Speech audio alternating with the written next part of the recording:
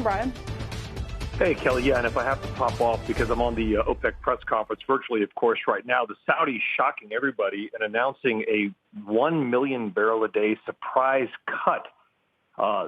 The Saudi minister, Prince Abdulaziz, joked at the beginning that he had a surprise for the meeting, and he wasn't kidding. So they're coming out, they're cutting by an additional 1 million barrels a day. Now, others will be increasing production, but oil is soaring right now. Oil stocks are soaring right now. Nobody saw this coming. I mean, OPEC generally, there's leaks all the time, and we tend to report on things that are being whispered about. It's a lot harder to do that virtually, Kelly. We are seeing the price of oil, which is up 5% right now. The XOP ETF is up 8%. The XLE is up 6%. Some of the more heavily shorted names up 9 and 10% as well. So the Saudis doing this unilaterally, meaning they did it on their own. They called it basically a gift to show solidarity. And in fact, the Russian minister called it a New Year's gift and actually briefly smiled. That if you know Alexander Novak, the deputy prime minister, that's a rarity because they're going to increase production slightly along with Kazakhstan. But the Saudis, a big cut, shocking the market. Little OPEC New Year's surprise, Kelly.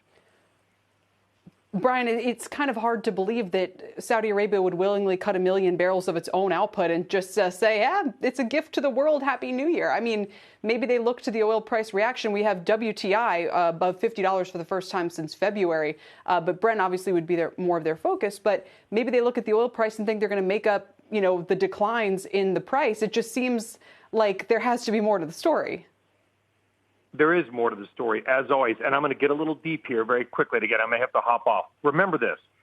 Okay, the Russians want to increase production in part because they are angry at the United States and certain senators for opposing their Nord Stream 2 pipeline, which is going to be a huge conduit of natural gas to Germany. Leading the charge against the Nord Stream is one Senator Ted Cruz. Ted Cruz is from where?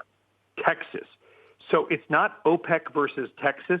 It might be Russia versus the Texas/Ted Cruz because he's been so vocally opposed. The point is Russia doesn't mind gaining market share, increasing production, even if they have to drive the price down because, A, they want the market share, but B, it's also kind of a message, if you will, to the United States that they don't mind shoving it a little bit in the nose of the U.S. and sort of our oil interests as well. I think the Saudis have to play it a little more delicately, especially with the incoming Biden administration. So the Russians get what they want. They get to raise production by, I think it's 120,000 barrels a day, while the Saudis can sort of look to the United States and say, look what we did. We're trying to keep prices semi-firm. So kind of a masterful political move by the Saudis as well. The Russians, Senator Ted Cruz as well. There's a lot going on, as always, in OPEC. It is truly a geopolitical mystery of epic proportions, but the Saudis are the ones pulling out the Professor Plum in the library with the candlestick by dropping that 1 million barrel a day cut on the market, which nobody expected, and stocks and oil are flying. Shepard Smith here. Thanks for watching CNBC on YouTube.